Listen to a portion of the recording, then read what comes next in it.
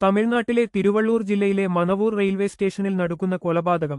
വീൽചെയറിലായ 71 വയസ്സുള്ള അമ്മയെ പരിചരിക്കാനുള്ള മടിയെ തുടർന്ന് മകൻ ട്രെയിനിനു മുന്നിലേക്ക് തള്ളിയിട്ട് കൊലപ്പെടുത്തി. പത്മാവതിയാണ് കൊല്ലപ്പെട്ടത്. ഈ ക്രൂരകൃത്യം ചെയ്തത് നാലുകാരനായ മകൻ പാർത്ഥസാരഥിയാണ്. മനവൂർ സ്റ്റേഷനിൽ സ്റ്റോപ്പില്ലാത്ത ഏലഗിരി എക്സ്പ്രസ് ട്രെയിൻ കടന്നുപോകുമ്പോഴാണ് ഇയാൾ അമ്മയെ ട്രാക്കിലേക്ക് തള്ളിയിട്ടത്. കൊല്ലപ്പെട്ട പത്മാവതിക്ക് ശരീരത്തിൽ മുഴകൾ രൂപപ്പെടുന്ന അസുഖമുണ്ടായിരുന്നു. ട്രാക്കിലേക്ക് വീണ പത്മാവതി സംഭവസ്ഥലത്ത് തന്നെ മരിച്ചു. ഇവരുടെ ശരീരവും വീൽചെയറും ട്രാക്കിൽ കണ്ടത് യാത്രക്കാരാണ്. തുടർന്ന് ഇവർ അധികൃതരെ വിവരം അറിയിക്കുകയായിരുന്നു. 3 മക്കളുള്ള പത്മാവതിയെ നോക്കിയിരുന്നത് ഇളയ മകനായ പാർത്ഥസാരഥിയായിരുന്നു.